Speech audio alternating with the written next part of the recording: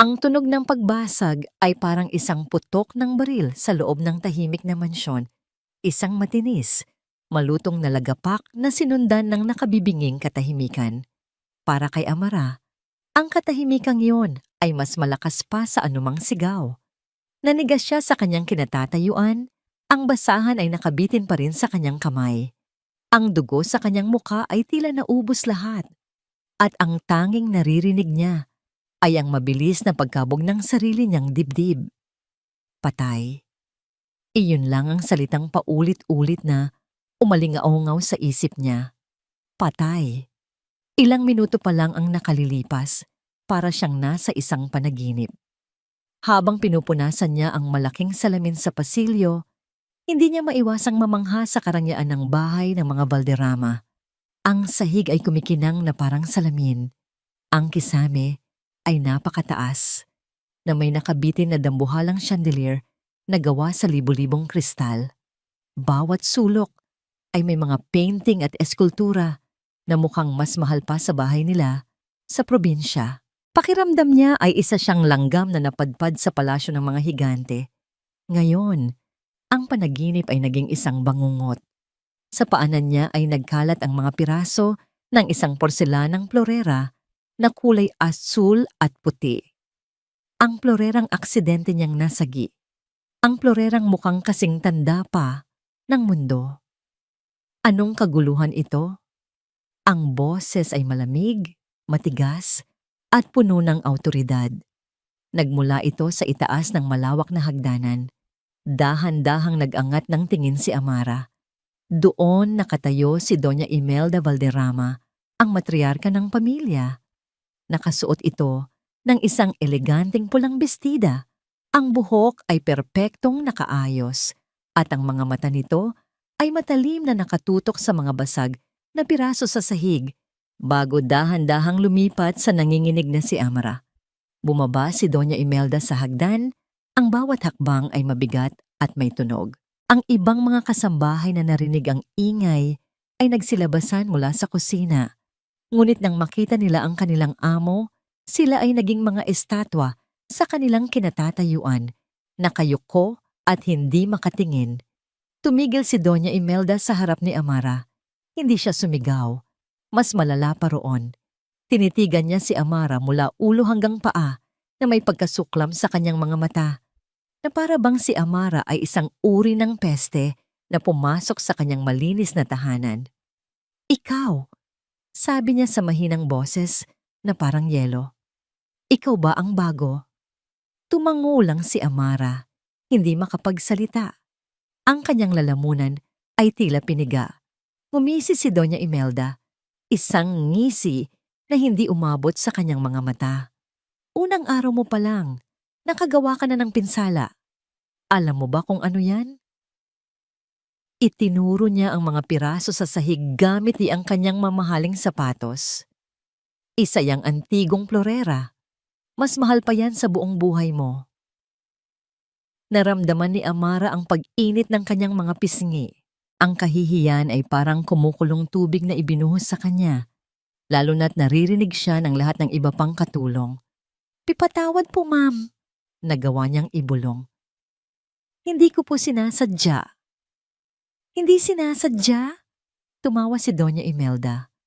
Ang mga taong katulad ninyo, palaging ganyan ang sinasabi. Walang pag-iingat, walang pakialam. Ang alam lang ay manira ng mga bagay na hindi ninyo kayang bilhin. Lumapit pa ito at napaurong si Amara. Ang isang buwang sahod mo, sabi ni Doña Imelda, nang malinaw at dahan-dahan para siguraduhing naiintindihan ng lahat. Ibabayad mo yan sa florerang sinira mo upang malaman mo kung saan ka lang nababagay sa pamamahay na ito. Isang buwang sahod. Ang mga salitang yon ay parang isang malakas na sampal sa mukha ni Amara. Ang sahod na inaasahan ng kanyang pamilya. Ang sahod na ipapadala niya para sa gamot ng kanyang ina. Ang sahod na pinaghirapan niya. Nawala lahat sa isang iglap. Naramdaman niya ang unti-unting pag-init ng kanyang mga mata. Pero pinigilan niya ang kanyang mga luha. Hindi siya iiyak sa harap ng babaeng ito. Hindi. Nang walang anumang salita, tumalikod si Doña Imelda. Linisin ninyo yan. Utos niya sa ibang mga kasambahay bago siya muling umakyat sa hagdan na para bang walang nangyari. Naiwan si Amara doon, nakatayo sa gitna ng mga basag na piraso ng kanyang pag-asa habang ang mga kasamahan niya ay nag-iwasan ng tingin, hindi alam kung paano siya tutulungan. Habang nagpupulot siya ng mga piraso, isang pares ng itim na sapatos na katad ang huminto sa kanyang harapan. Dahan-dahan siyang nag-angat ng tingin at nakita ang isang binatang lalaki. Matangkad ito, may seryosong mukha, ngunit may kabaitan sa kanyang mga mata. Siya si Sir Liam, ang nag-iisang anak ni Doña Imelda. Nakita niya ang lahat. Walang sinabi si Liam. Umalis lang ito saglit at bumalik na may dalang isang baso ng tubig. Inabot niya ito kay Amara. "Okay ka lang?" tanong niya sa mahinang boses. Kinuha ni Amara ang baso. Ang kanyang mga kamay ay nanginginig pa rin. Tumango lang siya bilang sagot. "Pasensya ka na sa mami ko." Dagdag pa ni Liam bago siya magpatuloy sa paglalakad. Ang maliit na kilos na yon, ang baso ng tubig, ang simpleng paghingi ng tawad. Iyon ang nagpabagsak sa pader na itinatayo ni Amara. Pagdating niya sa maliit at masikip na silid para sa mga katulong, doon na bumuuhos ang lahat. Isinandal niya ang kanyang likod sa pinto at dahan-dahang dumausdos paupo sa sahig. Tahimik siyang umiyak, niyayakap ang kanyang mga tuhod, ang kahihiyan, ang galit sa sarili, ang takot. Paano niya sasabihin sa kanyang pamilya? Paano na ang kanyang ina? Biglang nag-vibrate ang kanyang lumang cellphone sa kanyang bulsa. Nanginginig niyang kinuha ito. Isang text message mula sa kanyang kapatid. Binuksan niya ito. "Ate, tumawag si doktor. Kailangan na raw operahan si nanay. Agad-agad." Napatingin si Amara sa kawalan. Ang mga luha ay tuluyan ng natuyo sa kanyang mga mata. Pinalitan ito ng isang malamig at mabigat na pakiramdam ng kawalan ng pag-asa. Ang perang nawala. Ang pangangailangang biglaan. Saan siya kukuha ng pera? Hindi maialis ni Liam Valderrama sa kanyang isip ang tunog ng nabasag na plorera. Buong araw sa kanyang home office, habang nakatitig sa mga numero sa computer screen na dapat niyang sinusuri, ang paulit-ulit na naglalaro sa kanyang alaala ay ang eksena sa pasilyo. Ang takot sa mga mata ni Amara, ang lamig sa boses ng kanyang ina, at ang bigat sa kanyang dibdib nang makita niya itong mag-isang pinupulot ang bawat piraso ng basag na porselana. Hindi ito bago. Sanay na siyang masaksihan ang pagiging strikto at mapagmataas ni Doña Imelda. Ito ang paraan ng kanyang ina para mapanatili ang kaayusan sa kanilang pamamahay at sa kanilang buhay. Ngunit sa pagkakataong ito, may kung anong tumusok sa kanyang puso. Marahil ay ang paraan ng pagtanggap ni Amara sa parusa. Walang reklamo, walang pag-angat ng boses, tanging tahimik na pagtanggap na may kasamang dignidad. Biglang tumunog ang kanyang cellphone. Pangalan ni Eliza ang lumabas sa screen. Ang pinsan niyang palaging nakabuntot sa kanya. "Liam, where are you? Kanina pa kita hinihintay for lunch." Malamig ngunit may pagkadismayang sabi nito sa kabilang linya. Napapikit si Liam at minasahe ang kanyang sentido. "Sorry Eliza, I can't make it. Maraming trabaho." Isang kasinungalingan, pero iyon ang pinakamadaling paraan para tapusin ang usapan. "Trabaho? It's Saturday. Halika na, puntahan mo na ako dito sa club." "Next time, okay?" Babawi ako. Bago pa man ito makasagot, ibinaba na niya ang tawag. Sumandal siya sa kanyang upuan at bumuntong hininga. Hindi trabaho ang pumipigil sa kanya. Ang totoo, ayaw niya lang umalis ng bahay. Isang bahagi niya ang gustong siguraduhin na maayos lang ang bagong katulong. Isang bahagi niya ang gustong makita itong muli. Dumaan ang ilang oras. Nagpasya siyang bumaba para kumuha ng kape. Habang papalapit siya sa kusina, natanaw niya si Amara sa may hardin, mag-isang nagdidilig ng mga halaman. Ang sikat ng araw ay tumatama sa kanyang buhok, at sa ilalim ng uniforme, nakikita ni Liam ang isang katauhang puno ng determinasyon. Simple lang itong gumalaw, ngunit may kakaibang ganda sa bawat kilos niya. Kailangan niyang gumawa ng paraan. Pumasok siya sa kusina, nagtimpla ng kape, at sinadyang dumaan sa lugar kung saan nagpupunas ng mga bintana si Amara. Habang papalapit, sinadya niyang matapilok ng bahagya, sapat lang para matapon ang mainit na kape sa sahig. Ilang pulgada lang mula sa kanyang mga paa. Aray, sabi niya, medyo mas malakas kaysa sa kinakailangan. Agad na napalingon si Amara.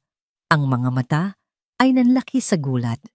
Sir, okay lang po kayo? Mabilis itong lumapit. May dalang basahan. Hindi man lang nito inalala ang sarili. Bagkus ay agad na lumuhod para punasan ang natapong kape. Mainit po ba? Napaso po ba kayo, sir? Napatingin si Liam sa kanya. Mula sa malapitan, mas nakikita niya ang sinseridad sa kanyang mga mata. Walang pagkukunwari. Hindi. Okay lang ako. Kasalanan ko. Ako na po dito, sir. Sabi nito, hindi tumitingin sa kanya, abala sa paglilinis. Amara, tama? Tanong ni Liam. Bahagyang natigilan si Amara at dahan-dahang tumingin sa kanya. Opo, sir. Liam na lang. Huwag mo nang tawaging sir. Isang bahagyang ngiti ang sumilay sa mga labi nito. Isang nangiting nahihiya. Hindi po pwede, sir. Baka magalit si ma'am. Mabilis itong nagpatuloy sa pagpupunas at pagkatapos ay tumayo. Okay na po. Mag-iingat po kayo. Tumalikod na ito at babalik na sana sa kanyang trabaho. Ngunit may kung anong nag-udyok kay Liam na pigilan siya. Teka, huminto si Amara at muling lumingon. Tungkol sa florera? Simula ni Liam, medyo nag-aalangan. Ako na ang bahala doon. Kakausapin ko si Mommy. Umiling si Amara. Huwag na po, sir. Kasalanan ko po yon. Tanggap ko po ang parusa. Pagkatapos ay tuluyan na itong umalis. Naiwan si Liam na nakatayo doon. Mas lalong humanga sa katatagan ng dalaga. Hindi lang siya masipag, mayroon din siyang paninindigan. Kinagabihan, habang pababa siya para maghapunan, narinig niya ang isang boses mula sa isang hindi gaanong nagagamit na pasilyo malapit sa laundry area. Boses ni Amara iyon, mahina at pilit na pinatatatag. Opo, Nay. Opo. Huwag po kayong mag-alala sa akin. Malakas po ako dito. Oo. Ipapadala ko po agad. Gagawa po ako ng paraan. Mahal na mahal ko rin po kayo. Narinig ni Liam ang isang mahinang hikbi. Bago natapos ang tawag, nanikip ang kanyang dibdib. Kaya pala ganoon na lang ang epekto sa kanya ng pagkawala ng isang buwang sahod. Hindi para sa kanya, kundi para sa pamilya niya. Para sa inang may sakit. Biglang sumulpot si Eliza sa kanyang likuran. Muntik na siyang mapatalon sa gulat. Kanina pa kita hinahanap. Anong ginagawa mo dyan? Tanong nito. Ang boses ay matinis. Wala. Mabilis na sagot ni Liam. May kinuha lang ako. Sumimangot si Eliza at sinundan ng tingin ng direksyon kung saan nanggaling ang boses. Bakit mo ba pinapansin yang katulong na yan? Mula pa kanina sa bintana, nakita kitang tinitingnan mo siya sa hardin. Kumunot ang noo ni Liam. So what if I was looking? She's a person, Eliza, not just a helper. Mag-ingat ka dyan, Liam. Babala nito. Hindi mo alam ang mga totoong motibo ng mga ganyang tao. Baka mamaya, pera mo lang ang habol niyan. Isang inis ang biglang kumulo sa loob ni Liam. That's enough. Hindi mo siya kilala. Tinalikuran niya ito at naglakad papunta sa dining hall, ngunit ang mga salita ni Eliza ay nag-iwan ng masamang lasa. Nakita niya ngayon kung gaano kalalim ang pagitan ng mundo nila at ng mundo ni Amara. Hindi siya nakatulog ng gabing iyon. Ang imahe ni Amara na umiiyak habang kausap ang kanyang ina ay hindi maalis sa kanyang isip. Hindi niya ito matitiis. Kailangan niyang gumawa ng isang bagay. Nang hating gabi na at sigurado siyang tulog na ang lahat, dahan-dahan siyang bumangon.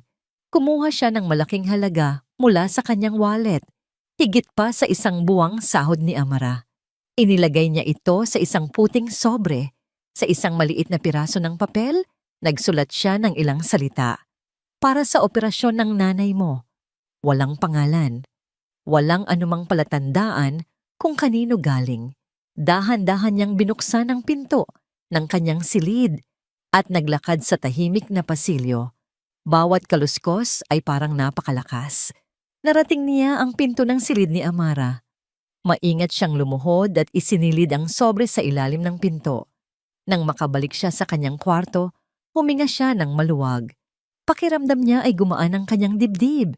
Ngayon, makakatulong na siya sa kanyang ina. Ngunit sa kabilang banda ng pinto, sa loob ng maliit na silid, nagising si Amara dahil sa bahagyang tunog. Napansin niya ang puting sobre sa sahig na wala roon kanina. Nanginginig siyang lumapit at pinulot ito. Nang buksan niya at makita ang makapal na bungkos ng pera, hindi tuwa ang naramdaman niya, kundi takot. Saan ito galing?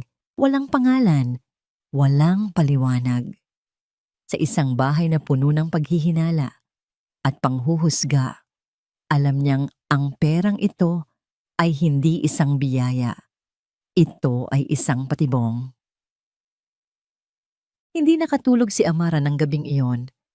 Ang puting sobre ay nakapatong sa kanyang maliit na mesa, ngunit para sa kanya, isa itong bombang sasabog anumang oras. Bawat minuto ay paulit-ulit niyang tinititigan ito.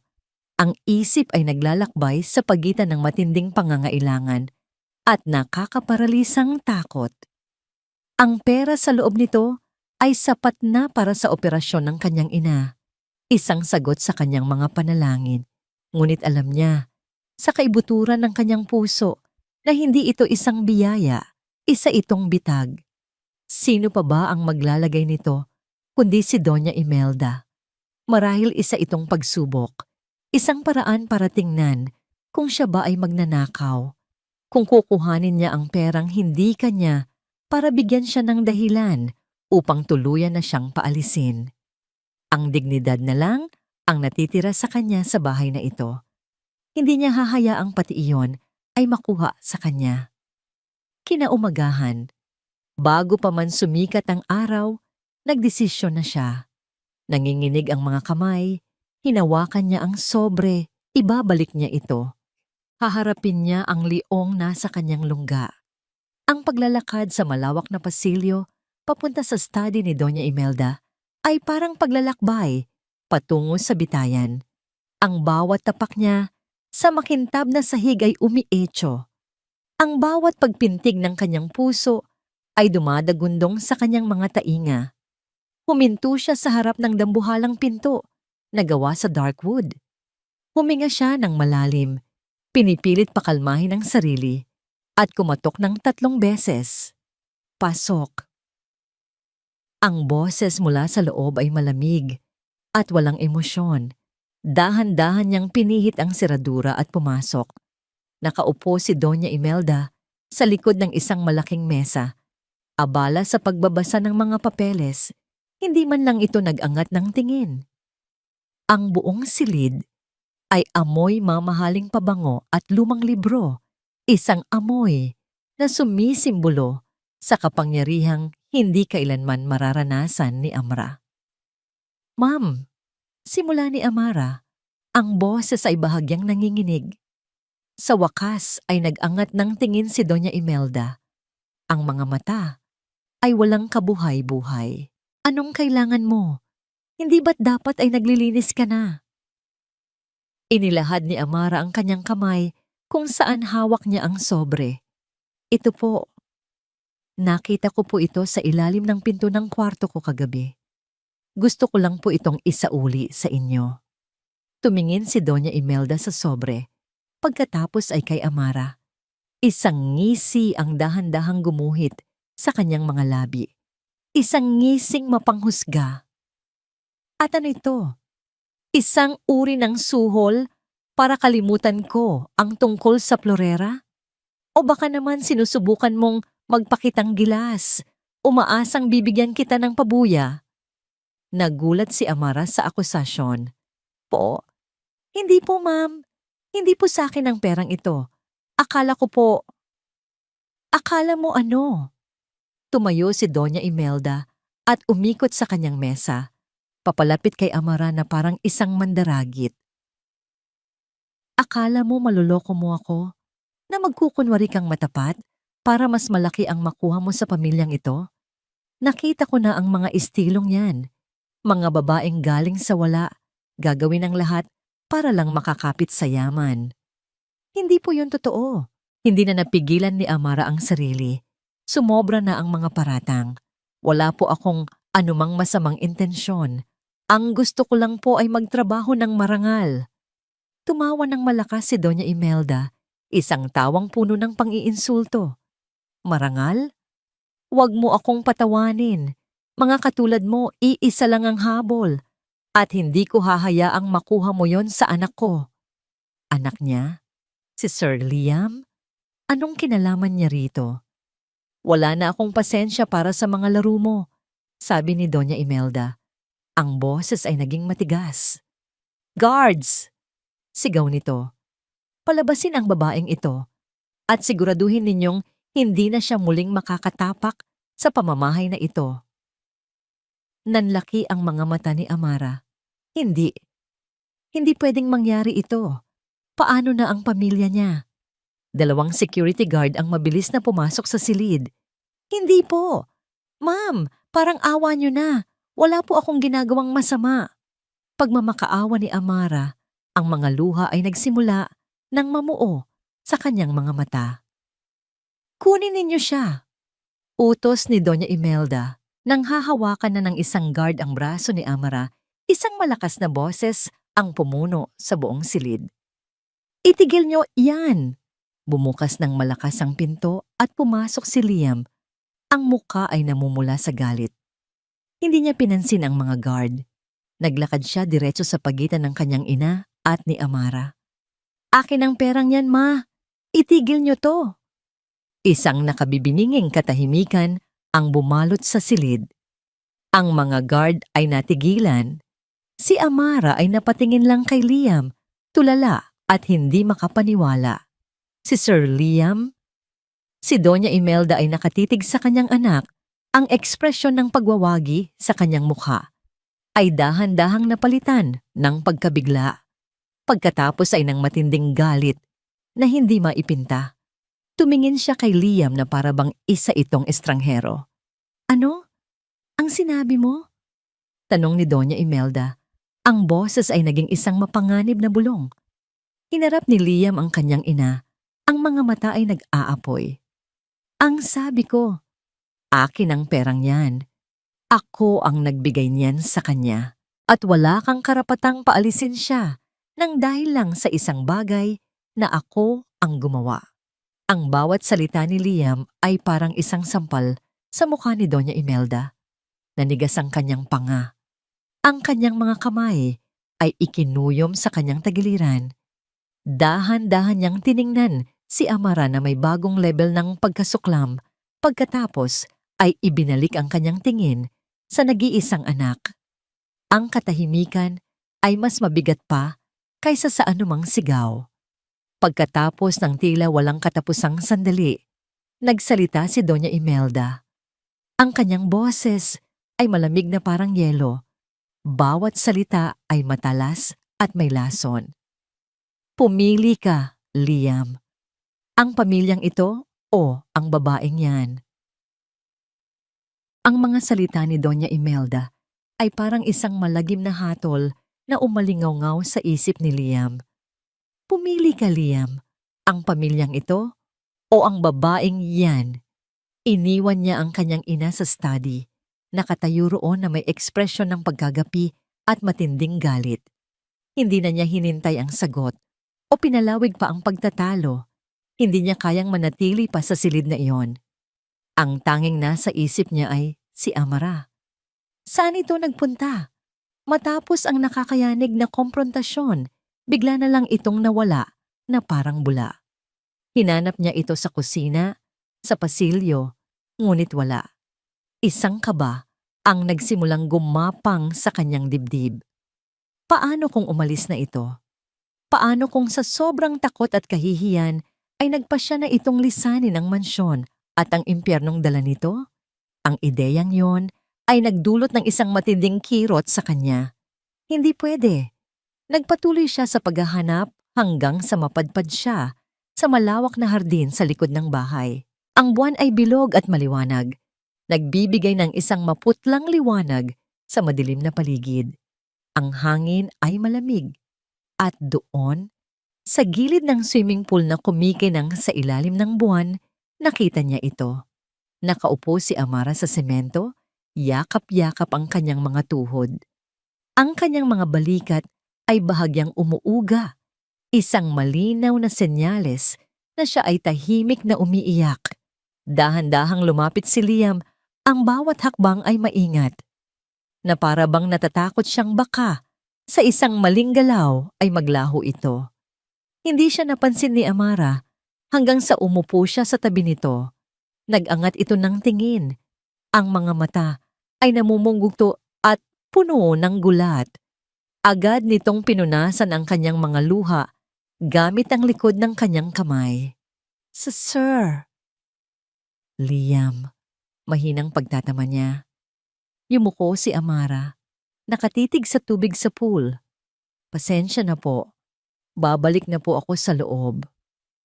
Akma na itong tatayo. Huwag, mabilis na sabi ni Liam. Ang boses ay mas malumanay kaysa sa inaasahan niya. Manatili ka muna dito. Samahan mo ako. Hindi ito kaagad sumagot, ngunit dahan-dahan itong umupo muli. Bagamat may distansya pa rin sa pagitan nila. Ang katahimikan ay bumalot sa kanila. Tanging ang mahinang tunog lang ng mga kuliglig sa hardin ang maririnig.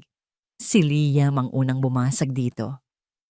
Alam mo, minsan, simula niya, ang tingin ay nasa malayo, sa refleksyon ng buwan sa tubig. Pakiramdam ko ako ang pinakamag-isang tao sa mansyon na ito. Narinig niya ang bahagyang paggalaw ni Amara, isang senyales ng kanyang pagkagulat. Tumingin ito sa kanya. Ang mga mata ay puno ng pagtataka. Paano ang isang taong mayaman, makapangyarihan, at may lahat ng bagay sa mundo ay makakaramdam ng ganoon? Ang bahay na ito, pagpapatuloy ni Liam, puno ito ng mga mamahaling bagay, pero walang init. Puno ng mga tao, pero walang tunay na koneksyon. Lumaki ako sa isang mundo kung saan ang halaga mo ay nakabase sa apelyido mo, sa dami ng pera mo. Nakakapagod. Ibinaling niya ang kanyang tingin kay Amara. Kaya patawad kanina. Patawad kung dahil sa akin, lalo kang napahamak. Mabilis na umiling si Amara. Hindi po, Sir Liam. Wala po kayong kasalanan. Ako po ang dapat humingi ng tawad sa gulong na idulot ko. Wala kang kasalanan, mariing sabi ni Liam. Dahan-dahan, inabot niya ang kamay ni Amara. Naramdaman niya ang bahagya nitong panginginig, ngunit hindi niya ito binawi. Ang kamay nito ay maliit at medyo magaspang dahil sa trabaho, ngunit para kay Liam, iyon ang pinakatotoong bagay na nahawakan niya sa buong buhay niya. Mula pa noong unang araw, pag-amin niya, ang boses ay naging isang bulong. Noong nabasag mo yung florera, habang lahat sila ay hinuhusgahan ka, may iba akong nakita sa'yo. Isang katatagan, isang kabutihan na hindi ko madalas makita sa mundo ko. Nag-angat ng tingin si Amara. Ang mga mata nito ay kumikinang sa ilalim ng liwanag ng buwan. Puno ng mga luhang hindi na nito pinigilan. Nakita ni Liam sa mga matang yon ang isang kaluluwang pagod na, ngunit hindi pa rin sumusuko. Amara. Hindi na niya napigilan ang sarili. Dahan-dahan niyang inilapit ang kanyang mukha sa mukha nito. Nakita niya ang pag-aalinlangan sa mga mata nito, ngunit nakita rin niya ang pagtanggap. Huminto siya. 1 pulgada na lang ang layo. Nagbibigay dito ng pagkakataong umatras. Ngunit hindi ito gumalaw. At sa ilalim ng tahimik na panunood ng buwan, dahan-dahan niyang inilapat ang kanyang mga labi sa mga labi nito. Iyon ay isang halik na hindi mapusok, kundi puno ng pag-iingat at damdamin. Isang halik na nagsasabing, nakikita kita. Isang halik na nagpaparamdam ng ginhawa sa gitna ng kaguluhan. Naramdaman ni Liam ang pagtulo ng isang butil lang yang luha mula sa mga mata ni Amara na pumatak sa kanilang mga pisngi. Nang maghiwalay ang kanilang mga labi, nanatili silang magkalapit. Ang kanilang mga noo ay magkadikit. Pareho silang humihingal. Hindi ko hahayaang saktan kanila ulit, bulong ni Liam. Ang bawat salita ay isang pangako. Poprotektahan ni kita. Pangako. Isang maliit na ngiti ang sumilay sa mga labi ni Amara sa unang pagkakataon. Isang ngiting pagod, ngunit puno ng bagong pag-asa. Ngunit hindi nila alam, sa di kalayuan, sa likod ng malalagong halaman ng hardin, may isang aninong nagmamasid. Nakatayo roon si Eliza. Hawak ang kanyang cellphone. Ang screen nito ay nagliliwanag sa kanyang mukha. Isang ngiting puno ng tagumpay at kasamaan ang gumuhit sa kanyang mga labi habang pinapanood niya ang replay ng video na kuha niya, ang pag-uusap, ang paghawak ng kamay, at ang paghalik. Pinindot niya ang stop recording. Binuksan ang kanyang messages, pinili ang pangalan ni Doña Imelda, at in-attach ang video. Sa isang mabilis na pag-type, ipinadala niya ito kasama ang isang maikling mensahe, mga salitang tiyak na magsisilbing gasolina sa apoy. Tita, I think you need to see this. Ang pangako ni Liam sa ilalim ng buwan ay naging isang munting kandila para kay Amara sa gitna ng kadiliman. Iyon ang tanging bagay na pinanghawakan niya sa sumunod na mga araw. Isang sikretong nagbibigay init sa kanyang dibdib sa tuwing nararamdaman niya ang nanlalamig na titig ni Doña Imelda. Pagkatapos ng insidente sa study, hindi na siya gaanong pinapansin ng matanda. Ngunit ang katahimikan nito ay mas nakakatakot. Para itong isang ahas na tahimik na nag-aabang ng tamang pagkakataon para tumuklaw. At ang pagkakataong yon ay dumating sa anyo ng isang hapunan. Amara, tawag sa kanya ng headmaid na si Manang Tess. Pinapatawag ka ni Doña Imelda. Ikaw daw ang magsisilbi sa lamesa mamayang gabi. Nanigas si Amara. Alam niya kung ano ang ibig sabihin nito. Mayroong sapat na bilang ng mga katulong para sa isang dinner party. Ang pagpili sa kanya ay hindi isang simpleng utos. Ito ay isang deklarasyon. Pagpasok niya sa malawak na dining hall, pakiramdam niya ay lahat ng hangin sa kanyang baga ay nawala. Ang lamesa ay napakaganda. Puno ng mga kumikinang na kubyertos, mga kristal na baso, at isang engranding flower arrangement sa gitna. Ngunit ang nakapagpatigil sa kanyang mundo ay ang mga taong nakaupo roon. Nandoon si Doña Imelda. Sa dulo ng lamesa, isang reyna sa kanyang trono. Nandoon si Eliza, nakangiti ng matamis habang nakikipag-usap sa lalaking katabi niya. Ngunit ang mga mata ay palihim na sumusulyap kay Amara na may halong tagumpay. At nandoon si Liam.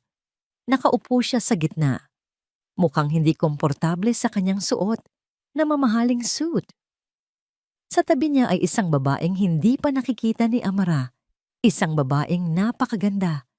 May perpektong ayos at halatang mula sa isang pamilyang kasing yaman ng mga Valderrama. Ang babaeng ito ay tawa ng tawa sa kung anuman ang sinasabi ni Liam. At paminsan-minsan ay dumadantay pa ang kamay sa braso nito. Naramdaman ni Amara ang isang kirot sa kanyang dibdib. Ito ba ang sinasabi ni Eliza? Ang babaeng para kay Liam.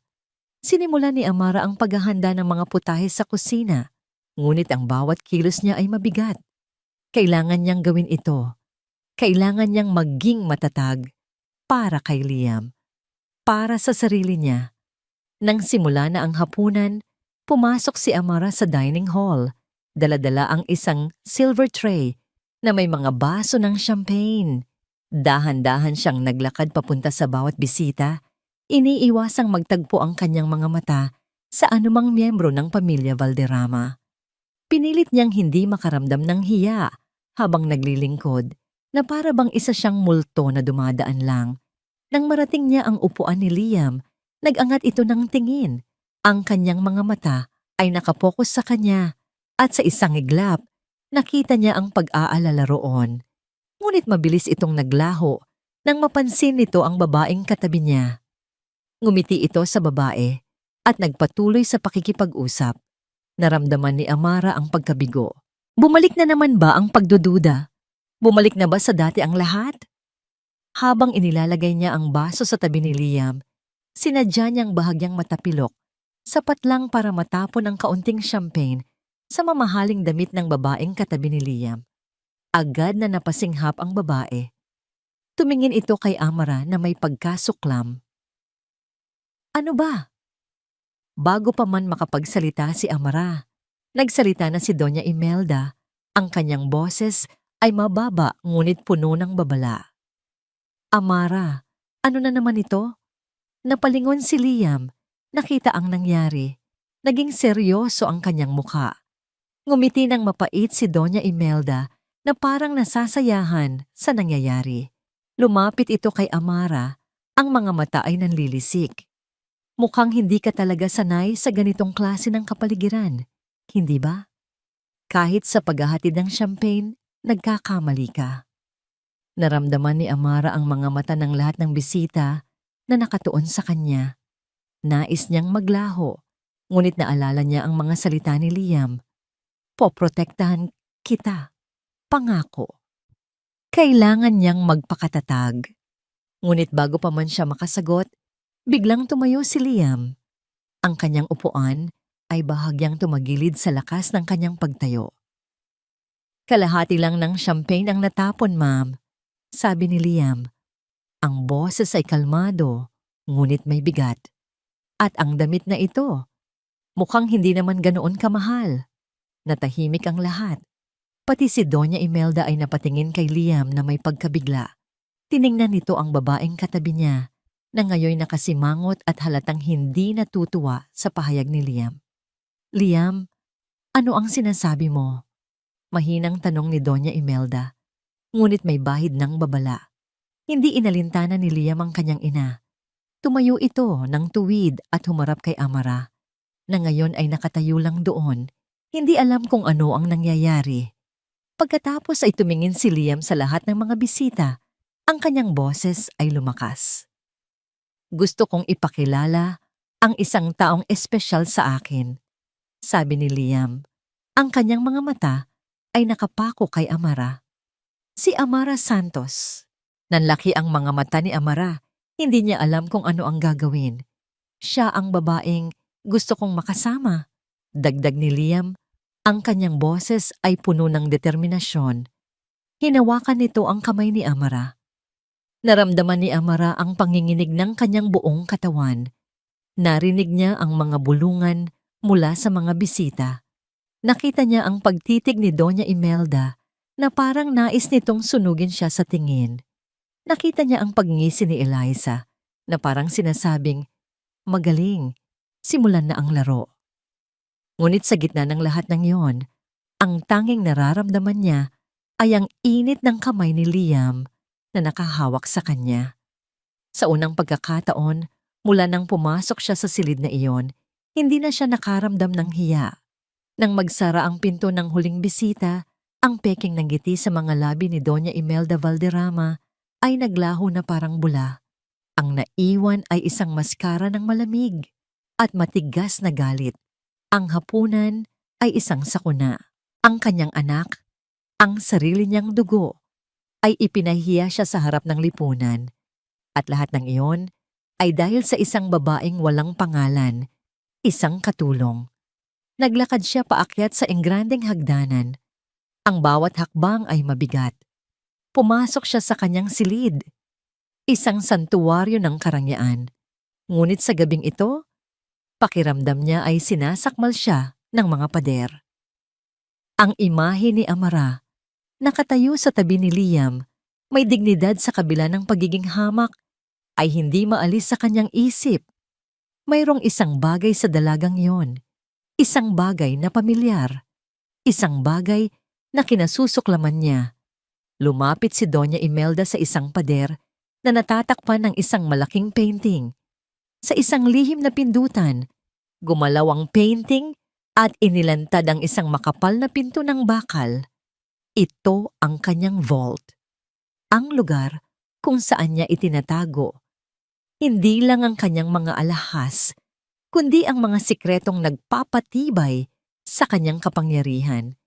Hindi niya pinansin ang mga kumikinang na tiara at mga hikaw.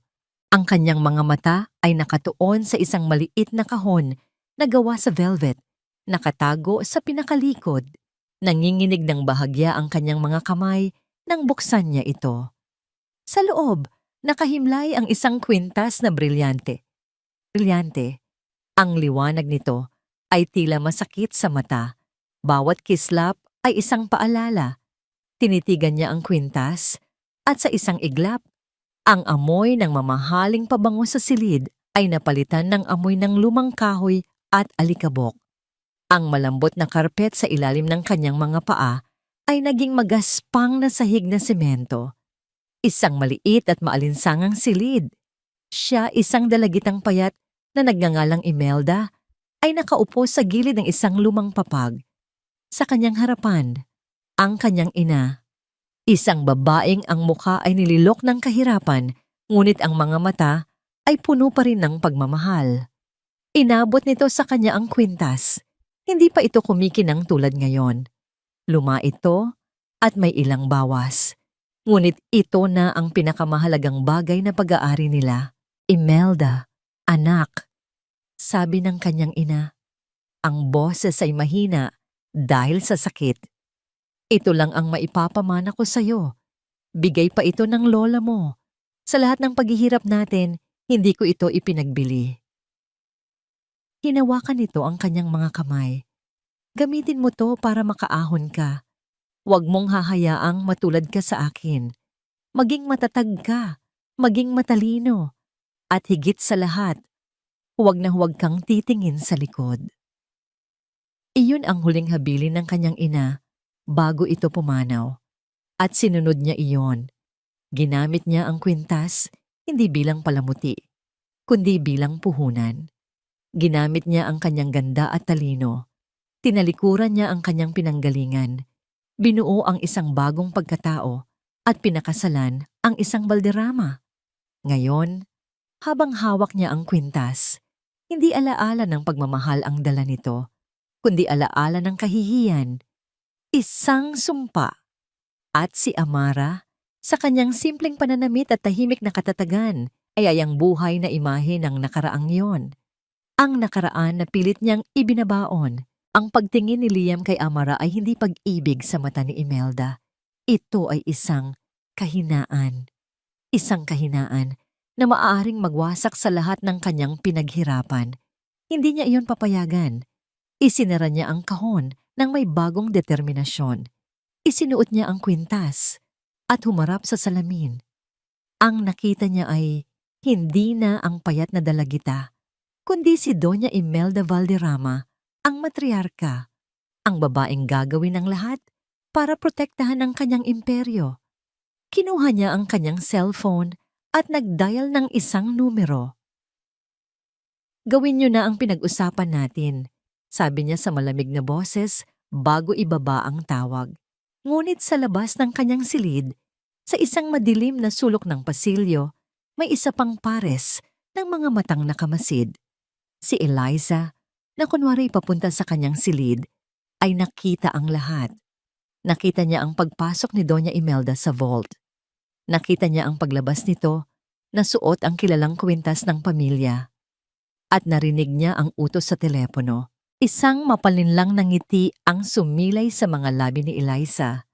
Ang plano ng kanyang tiyahin ay perpekto para sa sarili niyang mga intensyon. Kinuha niya ang kanyang cellphone at mabilis na nag-type ng mensahe sa isang taong kasabwat niya. It's time. Ilang minuto ang lumipas. Bumalik si Doña Imelda sa kanyang study. Pindot niya ang intercom na konektado sa quarters ng mga katulong. Manang Tess, papuntahin mo dito si Amara, ngayon din. Nang pumasok si Amara sa silid, ang puso niya ay kumakabog sa kaba. Nakaupo si Doña Imelda sa kanyang mesa. Ang liwanag mula sa lampshade ay nagbibigay diin sa kinang ng kwintas na brilyante sa leeg nito. Dahil tila gustong-gusto mong mapansin, simula ni Doña Imelda, ang boses ay puno ng lason. Bibigyan kita ng isang espesyal na trabaho. Itinuro niya ang isang glass cabinet na puno ng kanyang mga personal na alahas. Linisin mo ang mga yan, isa-isa, lalo na ito. Hinubad ni Doña Imelda ang kwintas mula sa kanyang leeg at inilapag ito sa mesa sa harap ni Amara. Ang mga brilyante ay kumislap na parang mga mata ng ahas nang aakit at nagbabanta. Siguraduhin mong walang kahit isang gasgas, sabi ni Doña Imelda. Tumatayo at papalapit sa pinto. Dahil kung may mangyaring masama sa kwintas na yan, sisiguraduhin kong sa kulungan ka magdiriwang ng Pasko. Iniwan niyang bukas ang pinto at naiwan si Amara sa silid. Mag-isa, kasama ang isang kayamanang nagkakahalaga ng higit pa sa kanyang buhay. Ang bitag ay handa na. Ang hangin sa loob ng study ni Doña Imelda ay mabigat at nakakasakal. Si Amara ay mag-isang nakaupo sa isang silya sa harap ng isang mesang puno ng mga alahas na kumikinang sa ilalim ng ilaw. Ngunit ang kanyang mga mata ay nakatuon lamang sa isang bagay, ang kwintas ng sumpa. Bawat galaw niya ay maingat. Gumagamit siya ng malambot na tela. Pinupunasan ang bawat brilyante na para bang buhay niya ang nakasalalay dito. At sa paraan ng pagbabanta ni Doña Imelda, marahil nga, naramdaman niya ang bitag sa bawat sulok ng silid. Alam niyang pinapanood siya, kahit walang tao. Nang matapos niya ang huling piraso, maingat niyang inayos ang lahat pabalik sa mga kahon nito. Huli niyang kinuha ang kwintas. Tinitigan niya ito saglit. Ang kinang nito ay parang lason na sumisilaw sa kanyang mga mata. Inilagay niya ito ng buong ingat sa gitna ng velvet na kahon nito at isinara. Huminga siya ng maluwag. Tapos na. Tumingin siya sa paligid para tawagin si Manang Tess. Ngunit bago pa man siya makatayo, isang matinis at nakakayanig na sigawang bumasag sa katahimikan ng buong mansyon. Ang kwintas ko, nawawala. Ang sigaw ay nagmula sa mismong pintuan ng study. Pumasok si Doña Imelda, ang mukha ay nagliliyab sa galit. Sa likod niya ay si Eliza na may ekspresyon ng pag-aalala at ang dalawang security guard. Nanigas si Amara sa kanyang upuan. Pero narito lang po. Itinuro niya ang kahon sa mesa. Ngunit bago pa man niya ito mabuksan, mabilis na lumapit si Doña Imelda at binuksan ito. Walang laman. Ang kahon na pinaglagyan niya ng kwintas ilang segundo lang ang nakalipas ay walang laman. Imposible!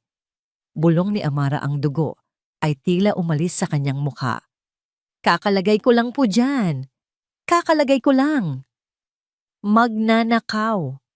Ang salita ay parang isang sampal. Itinuro siya ni Doña Imelda.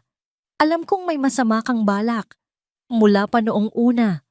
Guards, dalhin ninyo siya sa sala. Hindi po. Wala po akong kinuha.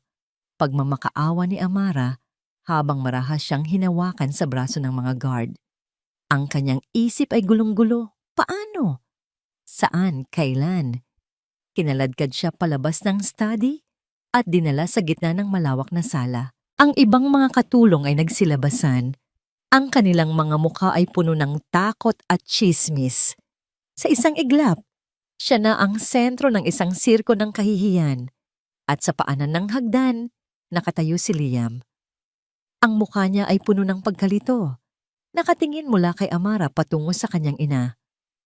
"Ma, anong nangyayari?" tanong ni Liam. "Ang paborito mong katulong, Liam?" Sagot ni Doña Imelda na may halong pang-uuyam. "Ninanakawan tayo ng harapan. Ninakaw niya ang kwintas ko." "Hindi totoo yan," sigaw ni Amara. Ang mga luha ay nagsisimula nang bumagsak sa kanyang mga pisngi. Tumingin siya kay Liam. Ang kanyang mga mata ay nagmamakaawa. "Maniniwala ka sa akin, hindi ba? May pangako ka sa akin." Ngunit bago pa man makapagsalita si Liam, dumating na ang mga pulis na ipinatawag ni Doña Imelda. "Halughugin ninyo ang lahat ng gamit ng babaeng yan," utos ng matriarka. Parang isang masamang panaginip, dinala siya ng mga pulis pabalik sa kanyang maliit na silid sa servants' quarters. Ang munti niyang santuwaryo ay winasak sa harap niya. Ang kanyang mga damit ay inihagis sa sahig. Ang kanyang mga lumang litrato ay ibinalibag. Bawat sulok ng kanyang pagkatao ay hinalungkat at nilapastangan. Nakatayo lang siya sa gilid, nanginginig, habang pinapanood ang pagwasak sa nag-iisa niyang personal na espasyo. "Wala dito, ma'am," sabi ng isang pulis kay Doña Imelda na nakatayo sa may pinto. Ngumisi si Doña Imelda. "Tingnan ninyo sa ilalim ng unan niya." Sumunod ang pulis. Itinaas nito ang manipis at lumang unan ni Amara. At doon sa ilalim, kumikinang sa dilim, ang nawawalang kwintas na brilyante. Ang mundo ni Amara ay gumuho. Ang hangin ay nawala. Ang mga tunog ay humina. Ang tanging nakikita niya ay ang kwintas na yon. Isang ahas na kumikinang na ipinulot ng pulis at itinaas para makita ng lahat. Paano? Iyon lang ang salitang lumabas sa kanyang bibig. Isang bulong na puno ng kawalan ng pag-asa. Paano nangyari yan? Ang kanyang mga mata ay desperadong hinanap si Liam na nakatayo sa likuran ng lahat, nakasilip mula sa pasilyo. Ito na ang sandali. Ito na ang pagkakataon para tuparin niya ang kanyang pangako. Ngunit ang nakita niya sa mukha ni Liam ay hindi pagtatanggol, hindi galit, hindi awa, kundi isang blangkong ekspresyon, isang pagkabigla na nag-alis sa lahat ng kulay sa mukha nito. Nakatitig lang ito sa kwintis, pagkatapos ay sa kanya, na para bang isa siyang estrangherong hindi nito kailanman nakilala. Siya ay nag-iisa. Naramdaman niya ang malamig na metal sa kanyang mga pulso. Ipiniposas na siya. "Hindi. Parang awa niyo na. Wala akong kasalanan." Pagmamakaawa niya maninananiyanahaniamnanambahay. Ngunit walang sino man ang nakikinig. Habang inilalabas siya ng mga pulis mula sa kanyang silid, napilitan siyang maglakad sa harap ni Liam. Nagtama ang kanilang mga mata sa huling pagkakataon. Nakita niya ang pagkalito at sakit sa mga mata nito. Ngunit wala itong ginawa. Nakatayo lang ito doon na parang isang estatwa. Habang ang babaeng pinangakuan niya ng proteksyon ay dinadala palayo na parang isang kriminal. At sa sandaling iyon, hindi ang posas ang pinakamasakit para kay Amara, kundi ang pananahimik ni Liam. Ang pagsara ng pinto ng police car ay parang isang putok ng baril na gumising kay Liam mula sa kanyang pagkakatulala. Nawala na si Amara. Dinala na siya palayo. At siya, wala siyang ginawa. Tumalikod siya mula sa bintana. Ang dibdib ay tila pinipiga ng isang hindi makitang kamay. Ang mansyon ay biglang naging napakatahimik, ngunit sa isip niya, ang ingay ay nakabibingi. Ang mga imahe ay paulit-ulit na naglalaro. Ang takot sa mga mata ni Amara, ang malamig na kinang ng posas, at higit sa lahat, ang kanyang sariling pananahimik. Umakyat siya sa kanyang silid na parang isang kaluluwang ligaw. Ang bawat hakbang ay mabigat. Ikinulong niya ang sarili. Sumandal sa pinto at napasuntok sa pader. Isang mahinang tunog lang iyon, ngunit puno ng lahat ng galit at pagkadismaya na hindi niya mailabas. Paano nangyari ito? Paano napunta ang kwintas sa ilalim ng unan niya? Ang Amara na nakilala niya, ang babaeng mas pipiliin pang magbayad para sa isang basag na florera kaysa tumanggap ng tulong, magnanakaw ng isang kwintas na brilyante. Hindi tugma, hindi ka panipaniwala. Ngunit nakita ng kanyang mga mata ang ebidensya. Nakita niya. Binuksan niya ang isang drawer sa kanyang mesa at kinuha ang kanyang cellphone. Hinanap niya ang isang litrato na lihim niyang kinunan ilang araw na ang nakalipas. Si Amara, nasa hardin, nakangiti habang dinidiligan ng isang rosas. Isang nangiting totoo, walang halong pagkukunwari. Ito ba ang mukha ng isang magnanakaw? O ito ang mukha ng babaeng pinangakuan niyang poprotektahan? Isang kumakatok sa pinto ang pumutol sa kanyang pag-iisip. Pumasok ang kanyang ina. Ang mukha ni Doña Imelda ay kalmado na, ngunit ang mga mata nito ay may bakas pa rin ng tagumpay. Liam, anak. Huwag, sabi ni Liam. Ang boses ay magaspang. Huwag niyo akong kausapin na parang walang nangyari. Ang nangyari ay nailigtas kita, mariing sabi ni Doña Imelda. Nailigtas kita mula sa isang malaking pagkakamali. Hindi mo ba nakikita? Ginagamit ka lang niya. Isang ahas na dahan-dahang pumupulupot sa'yo. Tumayo si Liam, hinarap ang kanyang ina. Hindi siya ganoon. May mali dito, ma. Mayroong hindi tama. At ano iyon? Ang ebidensya? Tumawa ng mapakla si Doña Imelda. Nakita nating lahat, Liam. Nasa ilalim ng unan niya. Huling-huli sa akto. Buksan mo ang mga mata mo. Ang mga taong katulad niya ay desperado. Gagawin ang lahat para sa pera. Hindi ko matanggap. Umiling si Liam. Hindi ko matanggap na magagawa niya yon. Lumapit si Doña Imelda at hinawakan ang pisngi ng anak. Dahil nabubulagan ka pa, pero darating ang araw, magpapasalamat ka sa akin. Pinoprotektahan ko lang ang pangalan ng pamilyang ito. Pinoprotektahan kita. Tinabig ni Liam ang kamay ng ina. Ang bawat salita nito ay parang lason na lalong nagpapagulo sa kanyang isip. Iniwan siya ng kanyang ina sa silid at naramdaman niya ang matinding pag-iisa. Hindi siya pwedeng maupo lang dito. Kailangan niyang makausap si Amara. Kailangan niyang marinig mula mismo sa kanya ang katotohanan.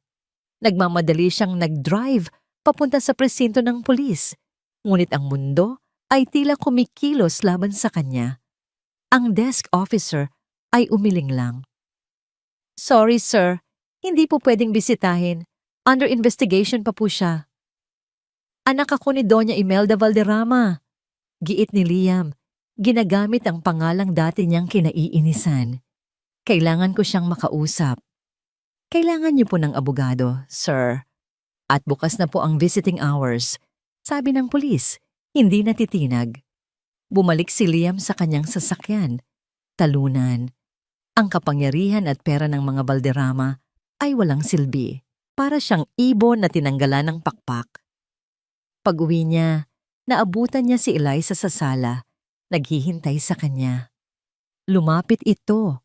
Ang muka ay puno ng pekeng pag-aalala. Liam, pinsan, I'm so sorry sa nangyari. Sabi nito, hinahaplos ang kanyang braso. Nandito lang ako para sa'yo. Hindi ko maintindihan, Eliza. Hindi ko talaga maintindihan. Sabi ni Liam, napaupo sa sofa. Alam mo, sabi ni Eliza sa isang maingat na boses, baka desperado lang talaga siya. Mahirap lang kasi sila. Baka natukso lang sa halaga ng kwintas. Hindi naman siguro ibig sabihin na masama siyang tao. Nagkamali lang. Ang mga salita ni Eliza ay tila nag-aalok ng aliw, ngunit ang epekto nito ay kabaligtaran. Maging ang pinsan niya ay naniniwalang nagkasala, si Amara. Lalo siyang nalunod sa pagdududa. Biglang may pumasok sa kanyang isip. Isang huling pag-asa. Ang security cameras, sabi niya. Biglang tumayo. Kailangan kong makita ang footage. Mabilis siyang nagtungo sa security room. Ngunit nang subukan niyang i-access ang video feed mula sa pasilyo malapit sa servants' quarters sa oras ng insidente, isang error message ang lumabas. File corrupted. Ano? Bakit? Sinubukan niya ulit. Ganoon pa rin. Ang partikular na oras na yon, sa partikular na kamerang iyon ay nasira. Isang napakalaking koinsidensya. Habang nakatitig sa blankong screen, isang malamig na kuryente ang gumapang sa kanyang likuran. Isang pagnanakaw ay simple lang. Pero ang pananabutahe ng security footage, iba na iyon. Plinano ito. Tumingin siya sa logbook. Ang file ay nasira bandang 8:00 ng gabi. Naalala niya ang sinabi ni Eliza kanina. Nasaan ka kaninang nangyari ang gulo? Tanong niya dito nang magkasalubong sila ulit. Ako? Nasa hardin ako, nagpapahangin. Sobrang tense kasi sa loob. Mabilis na sagot ni Eliza. Tumango si Liam, ngunit ang kanyang isip ay naglalakbay. Nasa hardin. Pero bakit? Bakit parang may naaalala siyang anino na dumaan sa dulo ng pasilyo na yon bago magsimula ang sigawan? Isang anino na may suot na pamilyar na bestida. Sandali, ang pagdududa, kapag naitanim na sa isip, ay parang isang lason na dahan-dahang kumakalat. At para kay Liam, ang lason na yon ay may pangalan, Eliza. Kinabukasan, nagbago ang kilos ni Liam. Ang desperasyon at pagkalito ay napalitan ng isang malamig at mapanuring determinasyon. Hindi na siya ang binatang nalulunod sa emosyon. Siya na ngayon ay isang taong naghahanap ng katotohanan, gaano man ito kasakit. Ang unang hakbang, kailangan niyang palabasin na wala na siyang pakialam kay Amara. Hinanap niya si Eliza at natagpuan niya ito sa may pool area. Nagbabasa ng isang fashion magazine. Umupo siya sa tapat nito. Ang mukha ay sinadya niyang magmukhang pagod at talunan. Tama ka siguro. Pinsan. Simula niya. Bumuntong hininga. Siguro nga, nagkamali ako ng pagkilala sa kanya. Siguro tama si Mommy. Agad na ibinaba ni Eliza ang magazine. Ang mga mata ay nagliwanag sa tagumpay. Ngunit mabilis niya itong itinago sa likod ng isang maskara ng pag-aalala. Oh, Liam, I'm so sorry. Alam kong masakit, pero mas mabuti na to. Para na rin sa'yo. Alam ko, sabi ni Liam, umiiwas ng tingin. Kailangan ko lang sigurong tanggapin. Tapos na yon. Hinawakan ni Eliza ang kanyang kamay. That's the spirit. Move on. Marami namang iba dyan. In fact, tinawagan ko si Celine, yung kasama natin sa dinner. Gusto ka raw niyang makitang muli. Tumango lang si Liam. Ang pagiging kampante ni Eliza, ang mabilis nitong pag-alok ng ibang babae. Ito ang kumpirmasyong kailangan niya. Nagpapanggap si Liam, ngunit alam niyang mas magaling na artista ang kanyang pinsan. Habang nagkukunwari siyang nakikinig sa mga plano ni Eliza, palihim niyang pinagmamasdan ang bawat kilos nito. Maya-maya, nagpaalam ito saglit para sagutin ang isang tawag. Lumayo ito ng kaunti. At kahit pabulong ang boses nito, narinig ni Liam ang ilang salita. Okay na. Wala nang problema. Oo, tuloy ang usapan. Mga salitang walang konteksto, ngunit sa isip ni Liam, ang mga ito ay piraso ng isang puzzle. Nang araw ding iyon, palihim na umalis si Liam. Nag-drive siya papunta sa isang maliit na coffee shop sa isang sulok ng Makati na malayo sa mga lugar na karaniwan nilang pinupuntahan. Doon, nakipagkita siya sa isang lalaking payat at nakasalamin na nagngangalang Anton, isa sa pinakamagagaling na IT specialist at data recovery expert sa bansa. Sir Liam, bati ni Anton. Iniabot ang kamay.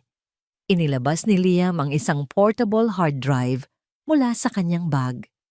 Anton, kailangan ko ng tulong mo. Ito ang kopya ng security footage namin sa bahay. Isang file ang nasira. Gusto kong malaman kung kaya mo itong i-recover. Tiningnan ni Anton ang hard drive. Depende po sa tindi ng sira, sir. Pero susubukan ko po ang lahat.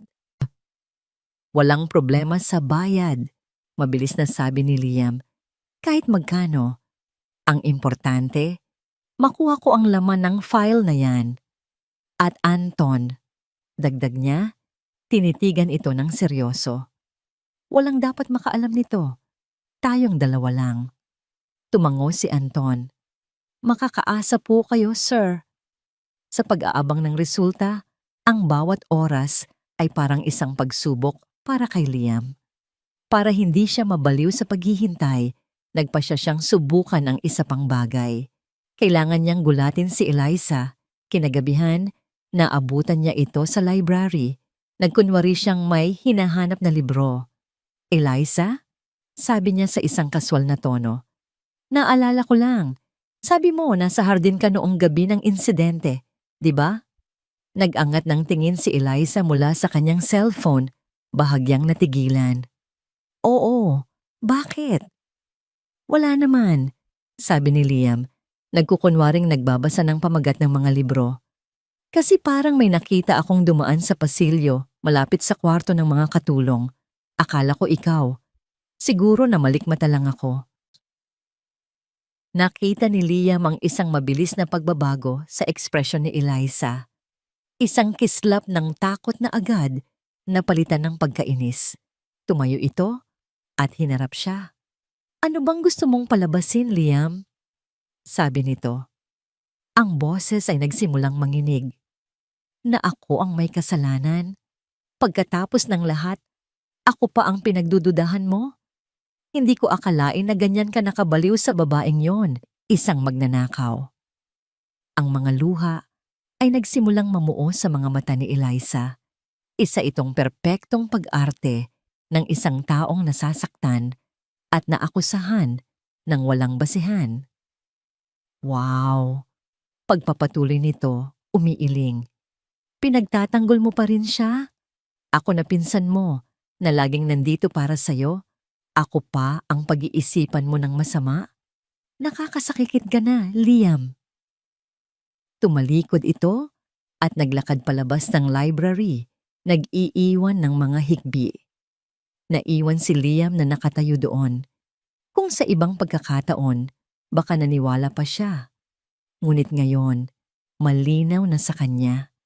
Ang mga luhang yon ay hindi totoo. Ang galit nito ay isang depensa. May itinatago si Eliza at malapit na niya itong malaman. Biglang nag-vibrate ang kanyang cellphone. Isang unknown number. Sinagot niya. Sir Liam, boses ni Anton. Anton, may balita na. Tanong ni Liam, ang puso ay nagsimulang bumilis. Opo, sir. Sabi ni Anton sa kabilang linya. Nakuha ko na. May mga nawalang frames pero malinaw ang pinaka-importanting parte. Ipapadala ko po ang file sa email ninyo ngayon din. Salamat, Anton. Salamat. Halos takbuhin ni Liam ang hagdan, pabalik sa kanyang silid. Nanginginig ang kanyang mga kamay habang binubuksan ang kanyang laptop. Pumasok ang email. May isang video file na naka-attach. Ang pangalan, Recovered Hallway Cam M4. Pinindot niya ang download. Ang bawat porsyento ng progress bar ay parang isang paghampas sa kanyang dibdib. Nang matapos ito, huminga siya ng malalim at pinindot ang play. Ang screen ay naging itim muna. Pagkatapos ay lumabas ang isang magulo at malabong imahe ng pasilyo. Static. Mga putol-putol na linya. At pagkatapos, luminaw ito. Nakita niya ang pinto ng silid ni Amara. Tahimik, walang tao. Pagkatapos, mula sa gilid ng screen, isang anino ang lumitaw, isang babae. Dahan-dahan itong lumakad papunta sa pinto. Maingat. Tumingin ito sa kaliwat kanan. Tinitiyak na walang nakakakita. Pagkatapos, dahan-dahan itong pinihit ang seradura. Humigpit ang hawak ni Liam sa mouse. Ang tindig, ang buhok, pamilyar. Nang makapasok ang anino sa loob ng silid, lumipas ang ilang segundo bago ito muling lumabas. Muli itong tumingin sa paligid. Bago ito tuluyang umalis, humarap ito ng bahagya sa direksyon ng nakatagong kamera. Ang video ay medyo malabo. Ngunit habang papalapit ang mukha sa screen, nagsimulang tumibok ng malakas ang puso ni Liam. Ang hubog ng panga, ang buhok, at pagkatapos, ang isang maliit at mapanlinlang na ngiti sa mga labi nito. Ang mukha sa screen ng laptop ay kay Eliza. Walang duda, walang anumang pag-aalinlangan. Napatitig si Liam sa nagaylong imahe sa screen. Ang mapanlinlang ng ngiti, ang mga matang puno ng tagumpay. Ang lahat ng pagdududa sa kanyang isip ay naglaho at napalitan ng isang bagay na mas matindi, mas malamig, isang dalisay at nagngangalit na galit. Hindi lang si Amara ang niloko nito. Niloko silang lahat. Pinaglaruan nito ang kanyang tiwala. Ginamit nito ang pagmamahal niya kay Amara para sirain ito. At ang pinakamasaklap sa lahat, hinayaan nitong mabulok sa kulungan ang isang inosenteng tao. Tumayo si Liam. Ang kanyang mga kamay ay nakakuyom. Hindi sapat ang simpleng komprontasyon. Ang kasinungalingang ito ay itinanghal sa harap ng buong pamilya. Ang katotohanan ay dapat ding isiniwalat sa parehong paraan. Hindi niya tinawag si Eliza. Hindi niya tinawag ang kanyang ina. Sa halip, ginawa niya ang isang bagay na mas kalkulado. Ikinonekta niya ang kanyang laptop sa malaking smart TV sa gitna ng kanilang sala. Pagkatapos, matyaga niyang pinili ang pinakamalinaw na mga frame mula sa video. Ang pagpasok ni Eliza sa silid, ang paglabas nito, at ang malinaw na kuha ng kanyang mukha. At ipinrint ang mga ito sa high-quality photo paper. Bawat piraso ng papel ay isang ebidensya. Bawat piraso ay isang pako sa kabaong ng kasinungalingan. Nang handa na ang lahat, bumaba siya. "Ma! Eliza, pwede ko ba kayong makausap sa sala? May mahalaga lang akong sasabihin," sabi niya sa isang boses na sinadya niyang maging kalmado. Nauna si Doña Imelda, ang mukha ay nagtatanong. Sumunod si Eliza, na may ngiti sa labi. Marahil ay iniisip na tuluyan ng sumuko si Liam. "Ano ito, Liam?" Tanong ng kanyang ina pagkaupo nito. Hindi sumagot si Liam. Kinuha niya ang remote control. Sa isang pindot, ang malaking screen sa harap nila ay umilaw. At ang video ay nagsimulang mag-play. Ang tahimik na pasilyo, ang pinto ng silid ni Amara, at ang aninong dahan-dahang lumalapit. "Anong kalokohan ito?" sabi ni Eliza. Tumatawa pa ng bahagya, ngunit ang kanyang mga mata ay nagsimulang magpakita ng kaba. Si Doña Imelda ay nakakunot ang noo, hindi pa naiintindihan ang pinapanood. At pagkatapos, ang anino ay pumasok sa silid. Lumipas ang ilang sandali. Lumabas ito muli. At sa huling sandali, humarap ito sa kamera. Ang mukha ni Eliza, malinaw na malinaw. Ang tawa ni Eliza ay namatay sa kanyang lalamunan. Ang kulay sa kanyang mukha ay nawala. Napalitan ng isang maputlang-maputla na kulay abo. Si Doña Imelda ay napasinghap. Ang kamay ay napunta sa kanyang bibig. Ang mga mata ay nanlalaki sa pagkabigla habang nakatingin mula sa TV patungo sa nanginginig na si Eliza. Pinatay ni Liam ang TV. Ang katahimikan sa sala ay mas mabigat pa sa isang sigaw. Dahan-dahan siyang lumapit sa coffee table at inilapag ang mga nakaprint na litrato, isa-isa, na parang mga baraha sa isang laro ng poker na sigurado na siyang panalo. "Eliza," sabi ni Liam, "ang bawat salita ay may bigat ng bakal. Ipaliwanag mo ito." Nagsimulang umiling si Eliza. Ang mga luha ay namumuo na sa kanyang mga mata. Hindi, hindi ako yan. Edited yan. Sinasadya mo to. Talaga? Tanong ni Liam. Kung ganoon, bakit ka nanginginig? Hindi na nakasagot si Eliza. Bigla itong napaluhod sa sahig sa harap ni Liam. Ang maskara ng pagiging biktima ay tuluyan ng natanggal. Liam, pinsan, parang awa mo na. Humagulgol ito, niyayakap ang kanyang mga binti. Patawarin mo ako. Nagkamali lang ako.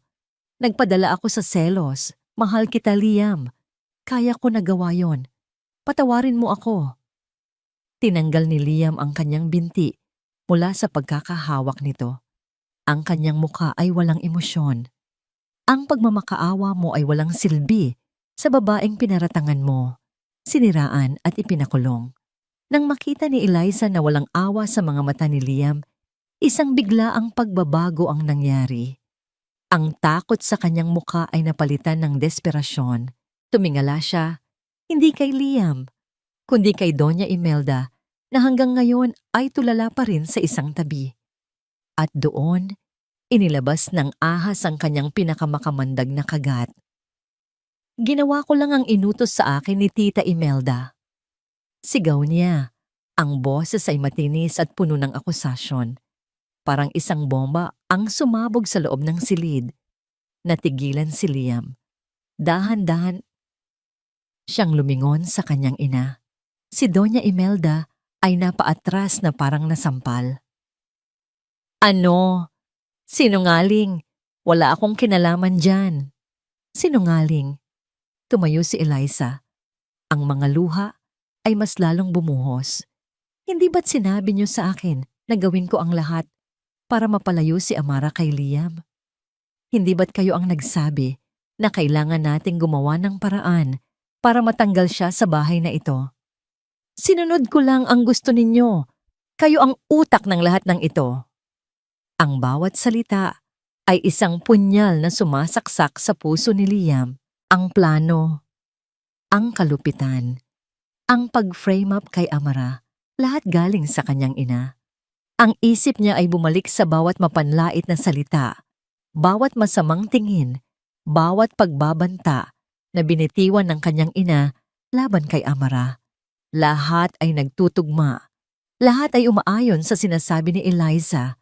Tumingin siya sa kanyang ina na ngayon ay namumutla at hindi makapagsalita ng maayos. Hindi totoo yan. Bulong ni Doña Imelda, ang mga mata ay nagmamakaawa kay Liam. Ngunit ang nakita ni Liam ay hindi na ang kanyang ina. Ang nakita niya ay isang halimaw na kayang sirain ang buhay ng isang inosenteng tao para lang sa kapakanan ng pangalan at yaman. Ang sakit ng panloloko ni Eliza ay wala kumpara sa sakit ng pagtataksil na nararamdaman niya ngayon mula sa sarili niyang ina.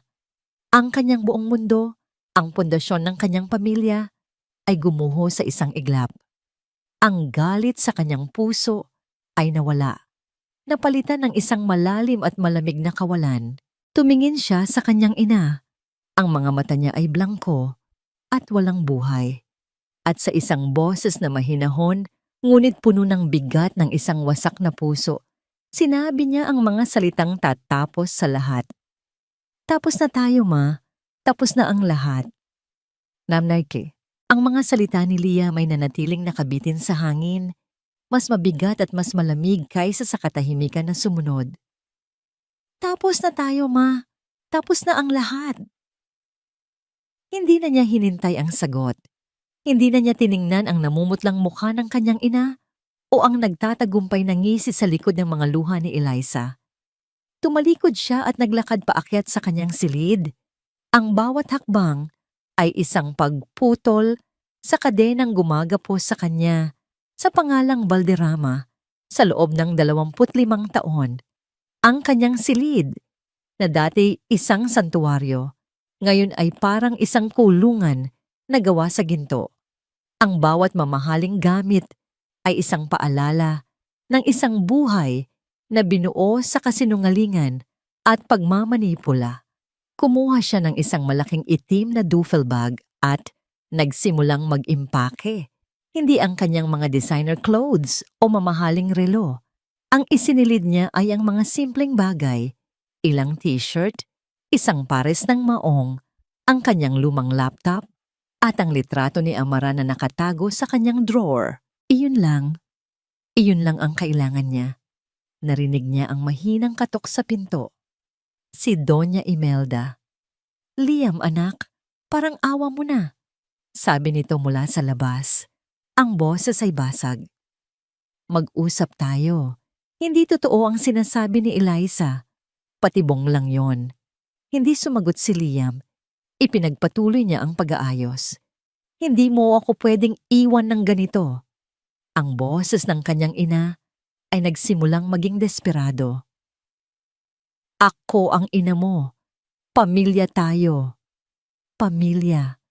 Ang salitang yon ay parang isang biro. Binuksan ni Liam ang pinto. Nakatayo roon ang kanyang ina. Ang dating imahe ng kapangyarihan ay napalitan ng takot. Sa isang huling, tahimik na kilos, inilabas ni Liam ang kanyang wallet. Kinuha niya ang lahat ng kanyang credit cards, platinum, gold, black, at inilapag ang mga ito sa isang mesa sa pasilyo. Isinunod niya ang susi ng kanyang sports car at ang kanyang mamahaling relo. "Hindi ko na kailangan ng mga ito," sabi niya sa isang boses na walang emosyon. "Simula ngayon, hindi na ako isang Valderrama." Ang bawat salita ay isang punyal na tumagos sa puso ni Doña Imelda. Nakikita ni Liam ang sakit at pagkabigla sa mga mata nito, ngunit wala na siyang naramdamang awa. Ang kanyang puso ay manhid na. "Saan ka pupunta?" Humahabol na tanong ng kanyang ina habang naglalakad siya palayo. Huminto si Liam, ngunit hindi siya lumingon. "Pupuntahan ko ang taong dapat kong pinaniwalaan mula pa sa simula." Nilagpasan niya ang mga katulong na nakayuko sa pasilyo, ang mga security guard na nag-iwas ng tingin. Lumabas siya ng mansyon dala lang ang kanyang duffel bag, naglakad palabas ng dambuhalang gate at hindi na muling lumingon. Ang ginintuang hawla ay naiwan na niya sa kanyang likuran. Ang kanyang unang destinasyon ay hindi isang hotel o bahay ng kaibigan. Nagtungo siya diretso sa presinto ng pulis. Dala niya ang orihinal na video file at ang mga nakaprint na ebidensya. "Gusto kong magbigay ng bagong ebidensya para sa kaso ni Amara Santos," sabi niya sa desk officer. Ang kanyang boses ay matatag at puno ng awtoridad na ngayon lang niya natagpuan sa sarili. Sa loob ng isang oras, isinalaysay niya ang lahat. Ipinakita niya ang video. Ibinigay niya ang kanyang formal na salaysay. Ang ebidensya laban kay Eliza ay hindi matatawaran. Isang warrant of arrest, ang mabilis na inilabas, at isang release order para kay Amara Santos. Inintay niya ito. Bawat minuto ay parang isang oras. Nakaupo siya sa isang bench sa labas ng presinto.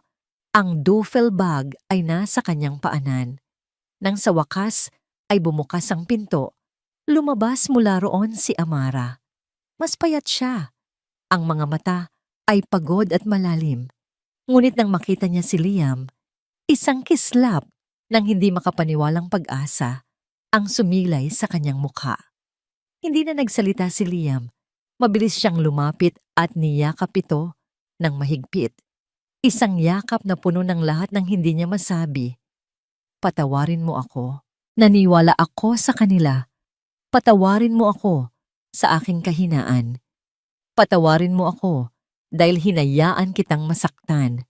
Naramdaman niya ang panginginig ni Amara sa kanyang mga bisig at pagkatapos ay ang mahigpit na pagyakap nito pabalik. Doon, sa gitna ng ingay ng kalye at sa ilalim ng maruming ilaw ng poste, pareho silang umiyak. Hindi dahil sa sakit, kundi dahil sa ginhawa. "Patawarin mo ako," bulong ni Liam sa buhok nito. "Magsisimula tayo ulit. Tayong dalawa lang." Humiwalay si Amara sa yakap at tumingin sa kanya. Ang mga mata ay puno ng luha, ngunit mayroon ng bagong lakas. Saan tayo pupunta? Tumingin si Liam sa kanyang duffel bag. Pagkatapos ay sa madilim na kalsada sa kanilang harapan. Wala silang mansyon, wala silang pera, wala silang kasiguraduhan. Ngumiti siya, isang tunay na ngiti, sa unang pagkakataon sa loob ng maraming araw. Hindi ko alam, pag-amin niya. Pero magkasama tayo. At sa sandaling iyon, sapat na yon. Hawak kamay. Naglakad sila palayo sa presinto, palayo sa nakaraan. Patungo sa isang kinabukasang sila mismo ang bubuuin. Ang kalayaan ay may lasa ng murang instant noodles at amoy ng isang maliit at maalinsangang kwarto sa isang paupahan sa Quiapo. Para kay Amara, iyon ang pinakamasarap na pagkain at pinakamabangong lugar sa buong mundo. Ilang linggo na ang nakalipas mula nang lisanin nila ang mundo ng mga Valderrama. Ang tanging pera nila ay ang natitirang laman ng wallet ni Liam at ang kaunting naipon ni Amara bago ang insidente. Sapat lang yun para makakuha ng isang maliit na kwarto na may isang kama, isang maliit na mesa, at isang bintanang nakatanaw sa maingay na kalye sa ibaba. Ang unang ilang araw ay isang malaking pagsubok, lalo na para kay Liam. Ang binatang lumaki na may mga katulong na nag-aasikaso sa bawat pangangailangan niya ay kailangan na ngayong matutong maglaba ng sariling damit, magluto ng kanin na hindi sunog, at mamalengke sa gitna ng siksikan. May mga pagkakataong nakikita ni Amara ang pagkadismaya sa mukha nito habang tinitingnan ang kanilang simpleng hapunan. Isang lata ng sardinas at kanin. Isang gabi, habang hinahati nila ang huling piraso ng pandesal, nakita ni Amara ang anino ng pag-aalinlangan sa mga mata ni Liam. "Amara," sabi nito sa mahinang boses. "Sigurado ka bang okay lang sa'yo to? Kaya kong humanap ng paraan. Pwede akong tumawag sa mga kaibigan ko. Manghiram." Pinutol ni Amara ang kanyang sasabihin sa pamamagitan ng paglalagay ng kanyang daliri sa mga labi nito. Shhh! Tinitigan niya ito ng diretso sa mata. "Liam, noong nasa mansyon ako, ang dami kong pagkain, pero palagi akong gutom. May malambot akong higaan, pero hindi ako makatulog. Dito," sabi niya. Iginala ang tingin sa kanilang maliit na silid. "Dito, nahihirapan tayo, pero sa unang pagkakataon sa buhay ko, panatag ako dahil kasama kita at dahil malaya tayo." Isang ngiti ang dahan-dahang sumilay sa mga labi ni Liam. Ang pag-aalinlangan sa kanyang mga mata ay napalitan ng bagong determinasyon. Hinawakan niya ang kamay ni Amara. "Tama ka, panatag din ako. Ngunit ang kapayapaan ay hindi nagbabayad ng renta. Kailangan nilang kumilos. Naghahanap si Liam ng trabaho, ngunit ang pagiging isang Valderrama na walang akses sa yaman ng pamilya ay naging isang sumpa. Walang kumpanyang gustong kumuha sa kanya, takot na baka magalit si Doña Imelda. Si Amara naman ay nahirapang makahanap ng trabaho dahil sa police record niya, kahit na na-dismiss na ang kaso. Ang kanilang pera ay paubos na. Ang pag-asa ay nagsisimulang maging isang luho na hindi na nila kayang bayaran. Isang hapon, habang naglilinis si Amara ng kanilang kwarto, isang gawain na nagbibigay sa kanya ng kaunting pakiramdam ng normalidad, isang ideya ang biglang pumasok sa kanyang isip.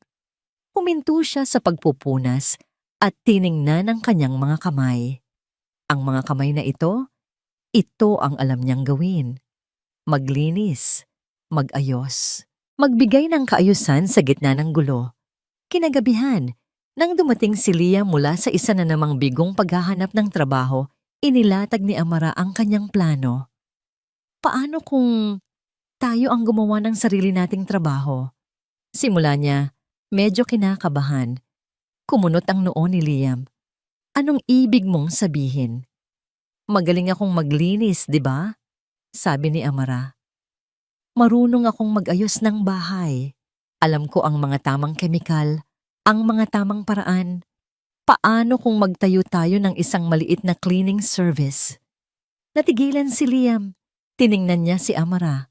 At sa unang pagkakataon, hindi ang babaeng kailangan niyang protektahan ang nakita niya, kundi isang babaeng may pambihirang lakas at talino. Isang businesswoman. Ang mga mata ni Liam ay nagliwanag. Ang pagod sa kanyang muka ay napalitan ng excitement. Amara! Henyo ka! Isang henyo! Sa huling natitirang pera nila, hindi sila bumili ng pagkain. Sa halip, bumili sila ng mga dekalidad na panlinis, mga basahan, at nagpaprint ng 100 piraso ng simpleng flyers sa isang maliit na imprenta sa kanto. Santos and Valderrama Cleaning Services, malinis na tahanan, masayang pamilya, tumawag sa. Ang pagsasama ng kanilang dalawang apelyido ay sinadya. Ang Santos para sa dignidad ng pagiging simple at ang Valderrama para sa isang pangako ng kalidad. Sila mismo ang nagdikit ng mga flyers sa mga poste, sa mga pader, sa mga bulletin board ng mga barangay. Magkasama silang naglakad sa ilalim ng init ng araw, pawis at pagod, ngunit sa unang pagkakataon, puno ng pag-asa. Lumipas ang 1 linggo na walang tumatawag. Ang kanilang munting pag-asa ay nagsimulang manghina. Ngunit isang araw, habang kumakain sila ng lugaw, biglang tumunog ang luma nilang cellphone. Nanginginig na sinagot ni Amra. Hello? Santos and Valderrama Cleaning Services? May isang babae sa kabilang linya, isang ginang na nangangailangan ng general cleaning para sa kanyang maliit na apartment pagkatapos ng isang party. Nagkatinginan sina Liam at Amara, ang kanilang mga mata ay nag-aapoy sa tuwa. Opo, pwede po kami bukas, sabi ni Amara. Iyon ang kanilang unang kliyente. Ang simula ng lahat. Kinuha nila ang trabaho at ginawa nila ito ng buong puso. Si Amara ang namuno sa paglilinis at si Liam, na may natural na talino sa negosyo, ang kumausap sa kliyente. Pagkatapos ng trabaho, ang ginang ay sobrang nasiyahan at binigyan sila ng malaking tip. Ang galing ninyo, sabi ng ginang. Sasabihin ko kayo sa mga kaibigan ko. Nang gabing iyon, habang pauwi, hawak nila ang perang kanilang pinagpaguran. Hindi ito gaanong kalaki, ngunit para sa kanila, ito ang pinakamahalagang yaman sa mundo. Huminto si Liam sa ilalim ng isang ilaw ng poste at humarap kay Amara. Hinawakan niya ang magkabilang pisngi nito. Sinabi ko sa'yo, henyo ka. Ngumiti si Amara. Hindi. Tayo ang henyo. Samantala, sa isang marangyang opisina sa Makati, isang private investigator ang naglagay ng isang brown envelope sa mesa ni Doña Imelda. Ayon po sa huling report, ma'am, nagtayo po sila ng isang maliit na negosyo, isang cleaning service. Binuksan ni Doña Imelda ang sobre at tiningnan ang mga litrato. Si Liam at Amara, magkasamang nagdidikit ng flyers. Ang mga mukha ay pagod, ngunit masaya. Isang kasangisi ang gumuhit sa labi ni Doña Imelda. Isang ngingising mapait at puno ng panguuyam. Cleaning service. Bulong niya sa sarili. Tingnan natin kung gaano katagal sila tatagal. Iniisip niya, sa lalong madaling panahon, babalik din ang kanyang anak, luluhod at hihingi ng tawad. Hindi niya alam na ang abo na kanyang hinamak ay ang mismong abo kung saan isang bagong imperyo ang isisilang. Ang pagkalipas ng mga buwan ay tila mas matagal pa sa mga taon para kay Doña Imelda. Mula sa kanyang trono sa mansyon, ang tanging nakikita niya ay ang paglisan ng lahat.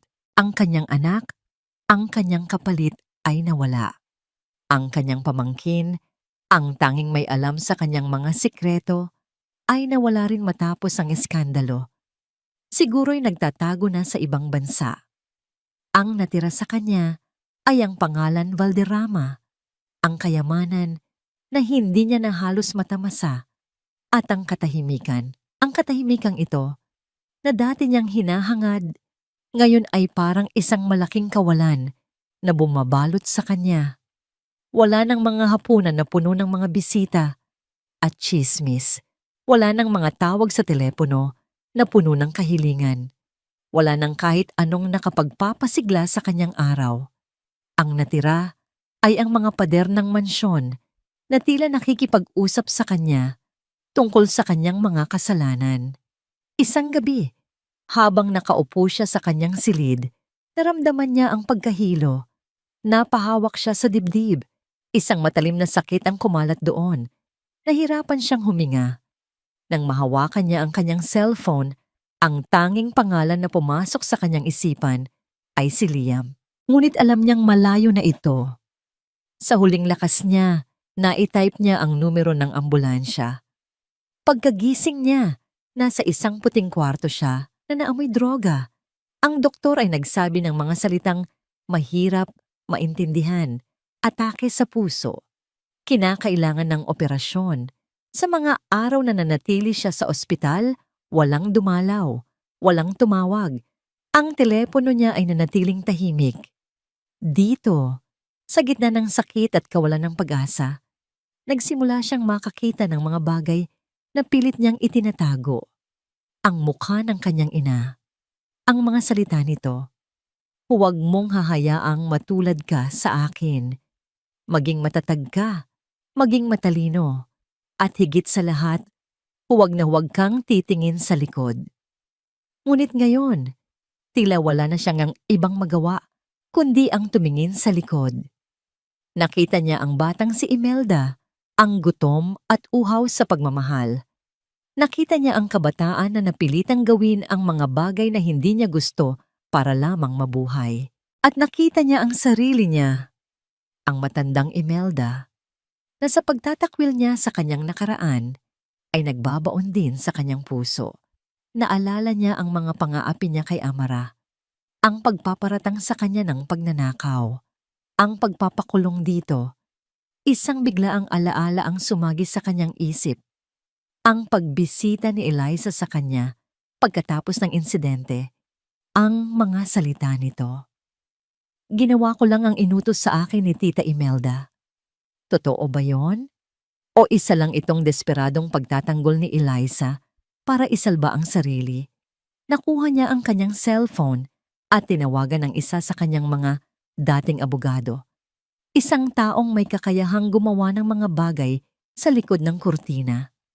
Gusto kong malaman ang lahat tungkol sa insidente ng nawawalang kwintas, sabi niya sa malamig na boses.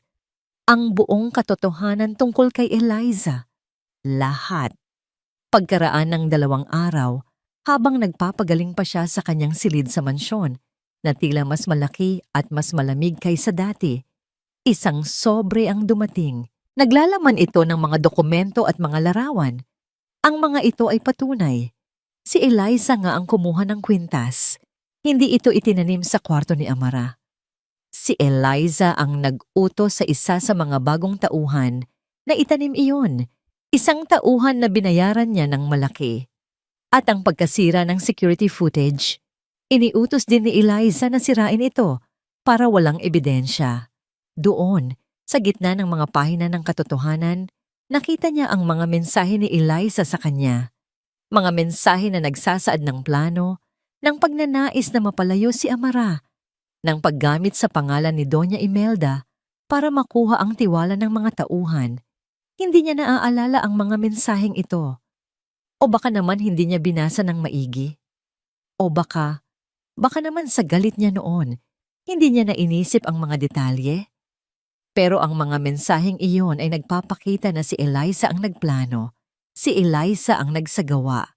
Si Eliza ang nagtangkang manira ng buhay ni Amara. Ngunit ang mga mensahe rin na nagpapakita ng manipulasyon ni Eliza sa kanya, ang paggamit nito sa kanyang galit at takot para mapakilos siya. Ito ay isang napakakapal na kasinungalingan. Naramdaman ni Doña Imelda ang pagbagsak ng isang malaking bigat mula sa kanyang dibdib.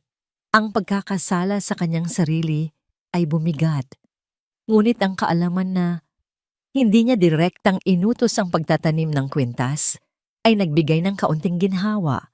Gayunpaman, ang kanyang papel sa buong pangyayari ay hindi maikakaila. Ang kanyang pagiging marahas, ang kanyang pagiging mapanghusga, ang kanyang paggamit kay Eliza, lahat iyon ay nagmula sa kanya. Napatingin siya sa labas ng bintana. Nakita niya ang malayong ilaw ng mga sasakyan sa kalye. Naisip niya ang kanyang anak, si Liam. Naisip niya si Amara. Ang kanilang buhay ay nawasak dahil sa kanyang mga desisyon. Mula sa ospital, mas tumanda ang pakiramdam ni Doña Imelda. Mas humina ang kanyang katawan, ngunit ang kanyang isipan ay mas naging malinaw. Ang pagtakas sa nakaraan ay hindi nagdadala ng kapayapaan. Ang pagharap dito, kahit mahirap, ang tanging paraan para makahanap ng tunay na paglaya. Isang maliit na kilos ng pagbabago ang naganap. Nang makalabas siya ng ospital, hindi siya nagpunta sa kanyang mansyon. Sa halip, nagpaturo siya sa kanyang driver ng isang address. Isang simpleng compound sa isang hindi gaanong kilalang bahagi ng lungsod. Nang makarating sila, nakita niya ang isang maliit na opisina na may karatula. Santos and Valderrama Cleaning Services. Huminto ang sasakyan. Pinagmasdan niya ang lugar. Ito ang pundasyon ng bagong buhay ng kanyang anak. Isang buhay na binuo mula sa paghihirap at pagkakaisa. Bumaba siya sa sasakyan. Ang kanyang mga tuhod ay nanginginig, ngunit ang kanyang determinasyon ay matatag. Kailangan niyang harapin ito. Kailangan niyang harapin ang mga taong kanyang nasaktan. Kailangan niyang subukang ayusin ang mga basag na salamin ng nakaraan. Ang araw ay sumisikat ng maliwanag sa labas ng malaking bintana ng opisina ng Santos and Valderrama Cleaning Services. Ang dating maliit na negosyong nagsimula sa isang kwarto sa Quiapo ay lumago na ngayon. May sarili na silang opisina, isang maliit na team ng mga empleyado, at isang reputasyon para sa dekalidad na serbisyo. Si Amara, na ngayon ay may kumpiyansa at autoridad na bumagay sa kanyang matagumpay na pagkatao, ay nakatayo sa harap ng isang malaking mapa ng Metro Manila na puno ng mga sticky notes, mga kliyenteng hindi pa nila naaabot. Sa tabi niya, si Liam, ang kanyang partner sa negosyo at sa buhay, ay ngumingiti habang tinitingnan ang mga plano para sa susunod nilang malaking proyekto. Marami pa tayong kailangang puntahan, sabi ni Amra. May bahid ng pagka-excite sa kanyang boses. Alam ko, sagot ni Liam, hinawakan ng kamay nito. Pero tingnan mo kung gaano na tayo kalayo, Amra. Mula sa zero, ngayon, nandito na tayo. Isang taon na ang nakalipas mula nang umalis sila sa mansyon ng mga Valderrama. Isang taon ng hirap, pagsubok, ngunit higit sa lahat, isang taon ng pagbuo ng isang buhay na tunay nilang pag-aari. Sa sandaling iyon, isang sasakyan ang huminto sa harap ng kanilang opisina. Isang sasakyang hindi nila madalas makita sa kanilang lugar. Isang mamahaling sedan. Bumaba mula rito ang isang babae. Nakasuot ito ng simple ngunit eleganteng bestida. At sa unang tingin, tila mas bata na ito kaysa sa huling pagkikita nila. Napatigil ang paghinga ni Amara. Kilala niya ang babaeng iyon. Si Doña Imelda. Dahan-dahan itong pumasok sa opisina. Ang mga mata nito ay puno ng pangamba. Ngunit mayroon ding determinasyon na hindi pa nakikita ni Amara noon. Dala nito ang isang maliit na kahon. Liam! Amara! Ang boses ni Doña Imelda ay mahina ngunit malinaw. Gusto kong humingi ng tawad. Si Liam ay tumayo. Nagulat ngunit hindi nagpakita ng anumang emosyon. Si Amara naman ay nanatiling nakatayo. Ang kanyang puso ay kumakabog. Lumapit si Doña Imelda. Ang mga mata ay puno ng mga luha na hindi na nito pinigilan. Amara, anak, patawarin mo ako. Patawarin mo ako sa lahat ng sakit na naidulot ko sa iyo. Sa lahat ng pagmamalupit ko. Sa lahat ng paninira. Mula nang makilala kita, nakita ko ang refleksyon ng sarili kong nakaraan na pilit kong tinatakasan. At dahil sa takot ko, ginawa ko ang mga bagay na dapat kong pagsisihan. Inilahad ni Doña Imelda ang kahon kay Amara. Ito, ang kwintas na yon. Hindi ko ito inutos na itanim sa kwarto mo. Ngunit ngunit may kinalaman ako sa pagpaplano ni Eliza noon. Ginamit ko siya at ginamit niya rin ako. Nabubulagan ako noon sa aking pride at takot. Pero ngayon, nakikita ko na. Binuksan ni Amara ang kahon. Naroon ang kwintas. Kumikinang pa rin ito. Ngunit ngayon, hindi na ito mukhang sumpa. Para kay Amara, ito na ay isang alaala ng isang paglalakbay. Ang paglalakbay mula sa kadiliman patungo sa liwanag. Kinuha niya ang kwintas at tiningnan ito. Pagkatapos ay tumingin kay Doña Imelda. Nakita niya ang tunay na pagsisisi sa mga mata nito.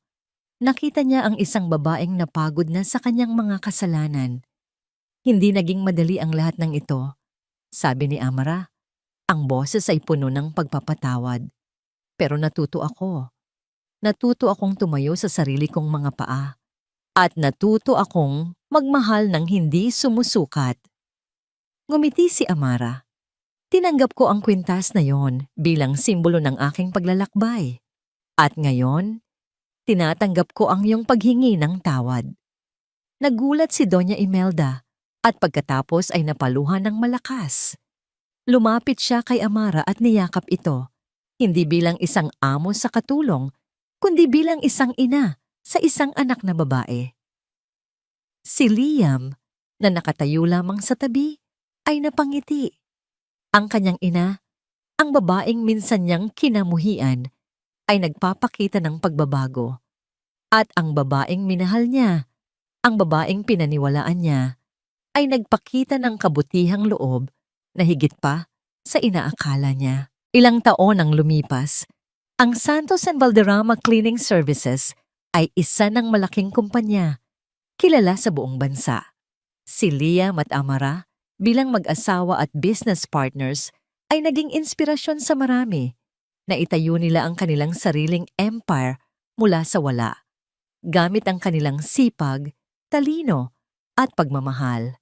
Isang araw ng linggo, masayang naghahapunan sina Liam at Amara kasama ang kanilang maliit na anak na babae. Si Maya, sa kanilang bagong bahay, hindi isang mansyon, ngunit isang komportableng tahanan na puno ng init at tawanan. Sa kanilang tabi, kasama rin si Doña Imelda na ngayon ay bahagi na ng kanilang pamilya. Ang dating matriarka ay mas matanda na, ngunit ang kanyang mga mata ay puno na ng kapayapaan. Madalas niya ngayong ikinukwento ang kanyang nakaraan kay Maya. Hindi bilang isang pagmamalaki, ngunit bilang isang paalala ng mga aral na natutunan. Habang nagkukulitan sina Liam at Maya, tumingin si Amara kay Doña Imelda na nakangiti habang pinapanood ang kanyang apo. Alam mo, sabi ni Amara, ang boses ay puno ng pagmamahal. Ang dami kong nilinis na mga bahay. Ang dami kong inayos na mga gulo. Tumingin si Liam sa kanya, nagtatanong. Pero sa huli, patuloy ni Amara, hinawakan ang kamay ni Liam at tumingin sa kanilang anak. Ang pinakamahalagang trabaho na nagawa ko ay ang paglilinis ng mga basag na puso at ang pagbuo muli ng isang pamilya. Ang mga salita ni Amara ay nagbigay ng malalim na kahulugan sa kanilang paglalakbay. Ang paglilinis ay hindi lamang tungkol sa alikabok at dumi. Ito ay tungkol sa pag-alis ng mga kasinungalingan, pagpapatawad sa mga kasalanan, at paglilinis ng mga sugat sa puso. At sa pagtatapos ng kanilang kwento, sa gitna ng init ng kanilang tahanan, napatunayan nila na ang tunay na pag-ibig at pagpapatawad ay kayang linisin maging ang pinakamalalim na sugat at buuin muli ang anumang nawasak. Mother. At dito nagtatapos ang kwento ni na Amara Santos at Liam Valderrama. Sa inyong lahat na naging bahagi ng paglalakbay na ito, mula sa simula hanggang sa katapusan, taos puso akong nagpapasalamat. Ang bawat salita, bawat pangungusap na inyong narinig ay nagmula sa pusong puno ng pag-asa na makapagbigay ng isang kwentong makapupukaw ng damdamin at makapagbibigay inspirasyon. Sa pagsusulat ng kwentong ito, naranasan ko ang saya ng paglikha ng mga tauhang nakadama ng matinding pagsubok, ng pag-ibig na tila imposible at ng pag-asang hindi kailanman namamatay. Sa bawat kabanata, nakasama ko sina Amara at Liam sa kanilang pagharap sa mga hamon, sa kanilang paglalakbay mula sa kawalan patungo sa pagkakakilanlan, mula sa pagkakapiit patungo sa kalayaan. Ang pag-ibig, tulad ng nakita natin, ay hindi lamang tungkol sa kilig o sa tamis. Ito ay tungkol sa pagtitiwala, sa pagpapatawad at sa pagharap sa katotohanan. Gaano man ito kasakit, ito ay tungkol sa pagtanggap sa ating mga kahinaan at sa pagiging lakas ng isa't isa. Higit sa lahat, ipinakita ng kanilang kwento na kahit sa pinakamadilim na pagkakataon, laging may puwang ang pag-asa. Pag-asang kayang bumuo ng bagong simula mula sa mga abo ng nakaraan. Sana'y ang mga aral na ito ay nanatili sa inyong puso. Sana'y ang kwento ni na Amara at Liam ay nagpaalala sa inyo ng kapangyarihan, ng pagmamahal, ng kahalagahan ng pagpapatawad at ng walang hanggang kakayahan ng ating mga puso na umasa at magmahal muli. Nais ko kayong anyayahan na ibahagi ang inyong mga saloobin at damdamin tungkol sa kwentong ito. Ano ang mga eksenang pinakanagmarka sa inyo? Anong mga aral ang inyong natutunan? Ang inyong mga mensahe ay napakahalaga sa akin. Muli, maraming salamat sa pagsama sa akin sa paglalakbay na ito. Hanggang sa muli nating pagkikita sa mga susunod pang kwento. Kwentong Damdamin TV.